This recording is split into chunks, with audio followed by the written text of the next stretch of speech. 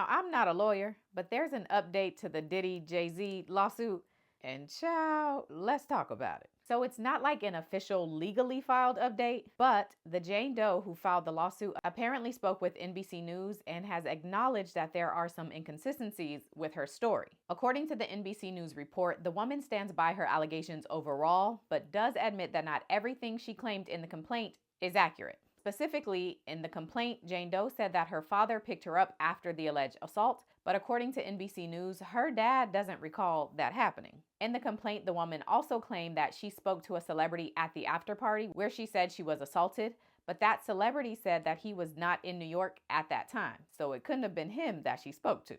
And NBC News says that images from the evening of the alleged assault show Jay-Z and Diddy at a different location than the one that Jane Doe described, although their whereabouts for the entire evening are still unclear. Now, in response to these inconsistencies with this Jane Doe, Tony Buzbee, the Jane Doe's attorney, told NBC News that he is continuing to vet Jane Doe's claims and notes that she was referred to him by another firm who vetted her claims first. Buzbee says, quote, "Our client remains fiercely adamant that what she has stated is true to the best of her memory. We will continue to vet her claims and collect corroborating data to the extent it exists. Because we have interrogated her intensely, she has even agreed to submit to a polygraph.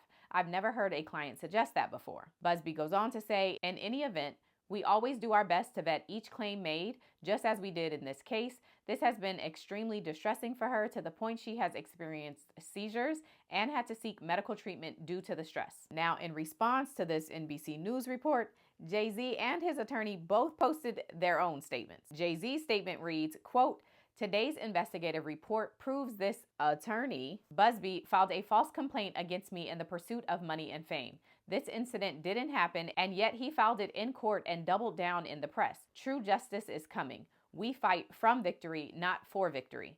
This was over before it began. This 1-800 lawyer doesn't realize it yet, but soon." And then the statement from Jay-Z's attorney reads, quote, "It is stunning that a lawyer would not only file such a serious complaint without proper vetting, but would make things worse by further peddling this false story in the press. We are asking the court to dismiss this frivolous case today and will take up the matter of additional discipline for Mr. Buzbee and all the lawyers that filed the complaint." And as to be expected, Diddy's team has already filed a motion. And this letter says, quote, "We write to the court on behalf of our client, Shawn Carter, in a matter of extraordinary and grave importance for the integrity of the proceedings in the above captioned case. Today at 7:27 p.m., NBC News reported on an interview that its reporters conducted with the anonymous plaintiff in this case. The interview outs plaintiff's allegations for what they are, a sham. Basic facts in her narrative, the who, what, when, and where are wrong. She claims her father picked her up after the assault. Her own father denies that ever happened. She claims she spoke with Benji Madden." Oh, so is that the celebrity? "At the party that night, but he was on tour in the Midwest at that time, forcing her to admit I have made some mistakes. She claims the assault took place at an after party at Mr. Combs' home, but photos that night show Mr. Combs and Mr. Carter at Lotus nightclub for the after party. When pressed, the plaintiff admitted she was guessing about key details, including the time it took to reach the venue. She admits she has no single corroborating witness over the last 24 years. These stunning revelations make clear that the complaint filed by plaintiff's attorney, Anthony Buzbee, therefore had no factual basis whatsoever. Even Mr. Buzbee is walking back the complaint he put his name to, excusing these glaring inconsistencies by pointing the finger at the case being referred by another firm who allegedly vetted the story before sending to them. The heinous allegations against Mr. Carter are patently false." Jay's attorney goes on to note that in light of these developments, Mr. Buzbee signing a complaint that is, according to them, untrue violates a federal rule of civil procedure.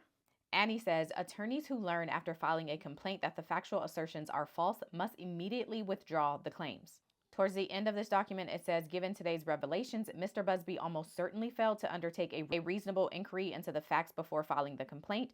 He should never have brought the claims." The document ends saying, "Given these facts, Mr. Carter intends to file immediately a motion to strike the first amended complaint. He respectfully requests that the court shorten the filing deadline for that motion from 21 days to 1 day from the date of service in light of today's stunning public disclosures and the severe ongoing harm to Mr. Carter's reputation." So we just gonna end 2024 with a bang? Is that what we saying?